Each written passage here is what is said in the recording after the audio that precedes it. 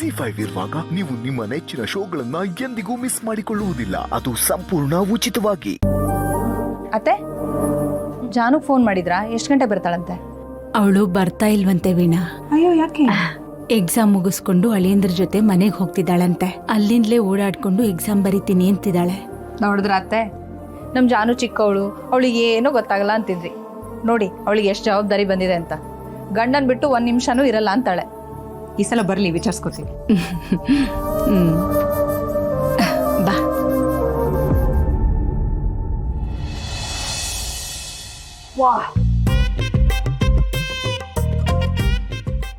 ಏನ್ ಗೌಡ್ರೆ ನಿಮ್ ವೇಷ? ನನಗೇನೋ ಇದನ್ನೆಲ್ಲ ನೋಡ್ತಾ ಇದ್ರೆ ನಿಮ್ ಮ್ಯಾಕ್ ಡೌಟ್ ಬತ್ತಾದೆ. ಏನಿಲ್ಲ ಅದು ಡೌಟು.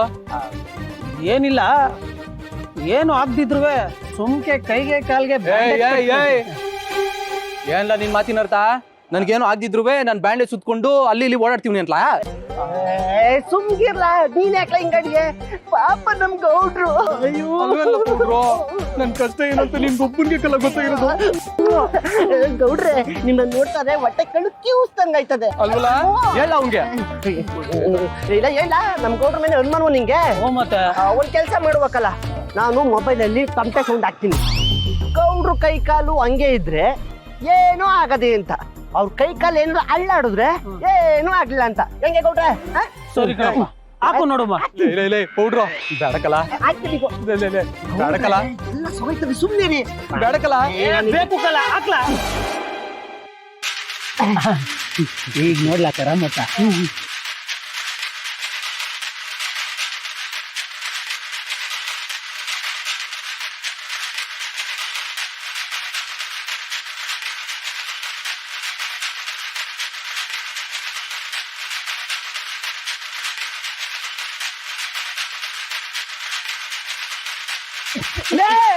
ಗೌಡ್ರಿಗೆ ಏನು ಆಗಿಲ್ಲ ಕಲ.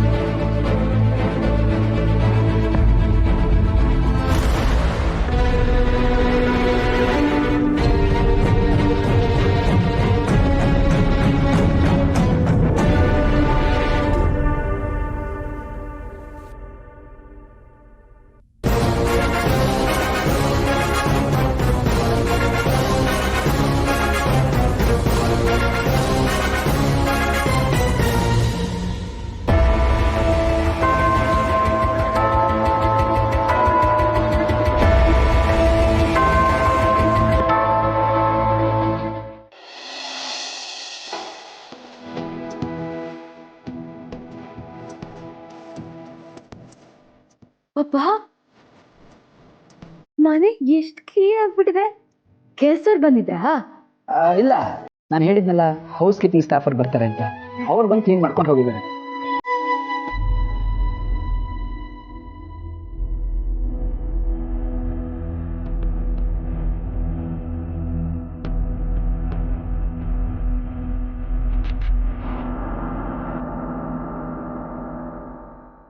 ಸರಿ ಸರಿ, ನೀವು ಹೋಗಿ ಫ್ರೆಶ್ ಅಪ್ ಆಗಿ ನಾನು ಅಡುಗೆ ರೆಡಿ ಮಾಡ್ಬಿಡ್ತೀನಿ. ನೋ, ಇಲ್ಲ ಜಾನ್ವಿ ಅವರೇ, ನೀವಿವಾಗ ಯಾವ ಕೆಲಸನೂ ಮಾಡೋ ಹೋಗಿಲ್ಲ. ನೋಡ್ಕೋತೀನಿ ಬಿಡಿ. ಎಲ್ಲ ನೀವೇ ಮಾಡಿದ್ರೆ ನಾನೇನು ಮಾಡಲಿ? ನಾನಾಗಲೇ ಹೇಳಿದ್ನಲ್ಲ, ಎಕ್ಸಾಮ್ ಮುಗಿಯುವವರೆಗೂ ನೀವು ಯಾವ ಕೆಲಸದ ಬಗ್ಗೆ ಯೋಚನೆ ಮಾಡೋ ಹಾಗಿಲ್ಲ. ನಾನು ನೋಡ್ಕೋತೀನಿ, ಓದ್ಕೊಳ್ಳಿ. ಎಕ್ಸಾಮ್ ಅಂತ ಎಲ್ಲ ಕೆಲಸದ ಭಾರ ನಿಮ್ಮ ಮೇಲೆ ಹಾಕೋಕ್ಕಾಗುತ್ತಾ? ನಾನು ಎಕ್ಸಾಮ್ ಬರೆದ್ರೂ ನೀವು ಹೊರಗಡೆ ನನಗೋಸ್ಕರ 3 ಅವರ್ ವೆಯ್ಟ್ ಮಾಡಿದ್ದೀರಾ. ಎಷ್ಟು ಸುಸ್ತಾಗಿರುತ್ತೆ. ಪ್ಲೀಸ್ ಅಡುಗೆ ಒಂದು ಮಾಡಕ್ಕೆ ಬಿಡಿ. ನಾನು ಹೇಳೋದನ್ನು ಕೇಳಿ. ಈಗ ನೋಡಿ, ಎಕ್ಸಾಮ್ ಮುಗಿಯೋವರೆಗೂ ಬೇರೆ ಯಾವ ಕೆಲಸದ ಬಗ್ಗೆನೂ ನೀವು ಗಮನ ಹರಿಸೋ ಹಾಗಿಲ್ಲ.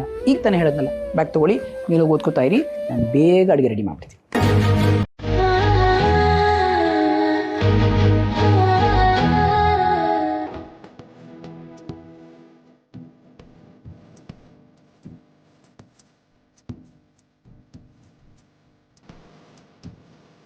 ನೀವು ನನಗೆ ಎಷ್ಟು ಪ್ರೀತಿಸ್ತೀರ? ಈ ಪ್ರೀತಿಗೆ ಏನು ಹೇಳಬೇಕು ಅಂತಲೇ ನನಗೆ ಗೊತ್ತಾಗ್ತಿಲ್ಲ.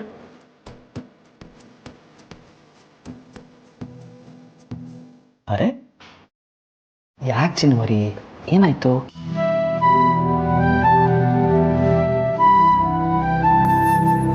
ನಾನು ಮಾಡಬೇಕಾಗಿರೋ ಕೆಲಸನೆಲ್ಲ ಇವ್ರು ಮಾಡ್ತಿದ್ದಾರೆ.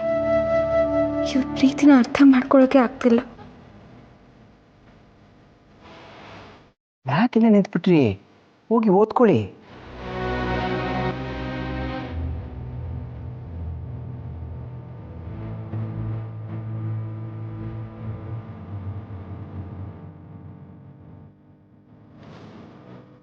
ನನಗೋಸ್ಕರ ಎಷ್ಟೆಲ್ಲ ಮಾಡ್ತೀರಾ ನೀವು.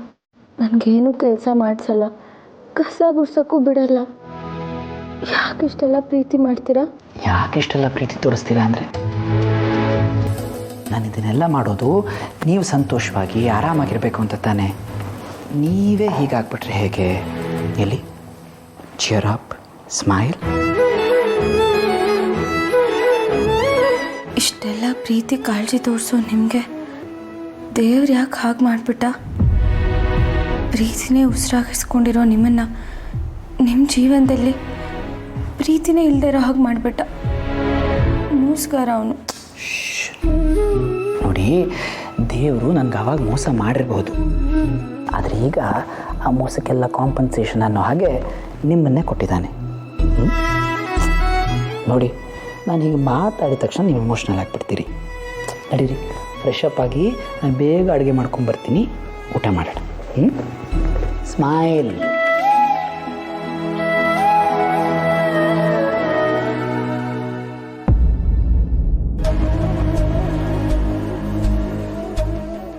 ಮೇಡಮ್ ಅವರೇ, ಅದು ನಂಗೆ ಚಿಕ್ಕ ವಯಸ್ಸಿಂದುವೆ ಈ ತಮಟೆ ಸತ್ ಕೇಳಿಸಿದ್ರೆ ಸಾಕು ಕೈ ಕಾಲು ನಿಲ್ಲುವುದಿಲ್ಲ, ನೋವನ್ನೆಲ್ಲ ಮರೆತು ಕುಡಿಯಕ್ಕೆ ಶುರು ಮಾಡ್ಬಿಡ್ತವೆ. ನೀವೇ ನೋಡಿದ್ರಲ್ಲ. ರೀ, ಸಾಕ್ ನಿಲ್ಸ್ರಿ ನಿಮ್ ನಾಟಕನ. ನಿಮ್ ಕೈ ಕಾಲ್ ಮುರಿದಿದೆ, ಅದ್ ಸರಿ ಹೋಗಕ್ಕೆ 15 ದಿನ ಇಲ್ಲ 2 ತಿಂಗಳು ಬೇಕಲ್ವಾ? ನೀವ್ ಬೇರೆ ದೊಡ್ಡ ಮನುಷ್ಯರ ಮಗ. ಜನರು ನೋಡ್ರೆ ಏನ್ ಅನ್ಕೋತಾರೆ? ನಿಮ್ಮನ್ ಯಾರ್ ಮದ್ವೆ ಆಗ್ತಾರೆ? ಊರಲ್ಲಿ ಬೇರೆ ನಿಮ್ಮನ್ ಕುಂಟ ಅಂತ ಕರೀತಾರೆ. ಹೇಗ್ ಬದುಕ್ತೀರಾ ಹೇಳಿ? ಮೇಡಮ್ ಅವರೇ, ಸಾಕ್ ನಿಲ್ಸ್ರಿ. ನನ್ನಿಂದ ನಿಮಗ್ ನೋವಾಗಿದೆ ಅಂತ ನನ್ಗೆ ಎಷ್ಟು ಬೇಜಾರಾಗಿ ಎಷ್ಟು ಹತ್ತಿದ್ದೀನಿ ಗೊತ್ತಾ? ಯಾಕ್ರಿ ಮನುಷ್ಯರ ಭಾವನೆಗಳ ಜೊತೆ ಆಟ ಆಡ್ತೀರಾ?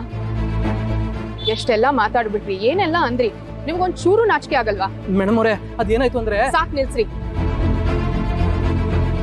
ನಿಮ್ಮಿಂದ ಇನ್ನೊಬ್ಬರ ಬಗ್ಗೆ ಎಷ್ಟು ತಪ್ಪು ತಿಳ್ಕೊಂಡೆ ಗೊತ್ತಾ? ನೀವೇ ಸರಿ ಇಲ್ಲ, ನಿಮ್ ಉದ್ದೇಶನೂ ಸರಿ ಇಲ್ಲ. ಮೊದ್ಲಿನಿಂದ ಹೊರಡಿ. ನಿಮ್ಮನ್ನ ಯಾಕೆ ಹೊರಡಕ್ ಹೇಳ್ತಾ ಇದೀನಿ? ಜಾಗ ಸರಿ ಇಲ್ಲ ಅಂದ್ಮೇಲೆ ನಾವೇ ಅಲ್ಲಿಂದ ದೂರ ಹೋಗ್ಬೇಕು. ಮೇಡಮ್ ಅವರೇ, ಮೇಡಮ್ ಅವರೇ,